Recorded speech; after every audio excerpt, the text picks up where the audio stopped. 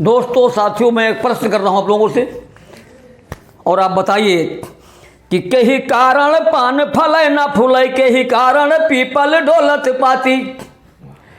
कही कारण पान फलै ना फूलै, कही कारण पीपल डोलत पाती, और कही कारण गुलर गुप्त फूलै, कही कारण धूल उड़ावत हाथी।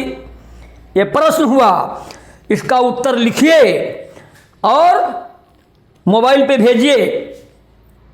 चलो हम बता रहे हैं, हम ये बता दें। सुनिए कि रवि कारण पान फलै ना फूलै, देव कारण पीपल डोलत पाती।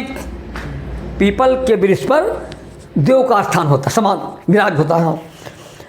रवि कारण पान फलै ना फूलै, देव कारण पीपल डोलत पाती, और जुग कारण कूलर गुप्त फूलै, और मरे कारण धूल उड़ावत हाथी। कहीं चींटी न काट खाए, इसलिए चींटी बहुत छोटी है लेकिन हाथी बहुत बड़ा है, मगर चींटी काटने से हाथी मर जाती है। इसलिए किसी गरीब की आह को ना लीजिए, गरीबों को गले से लगा के जियो, खा के जियो, खिला के जियो, गरीबों गले लगा के जियो। आपकी बातों से या आपके हाथ पैर से किसी को तकलीफ ना पहुंचे।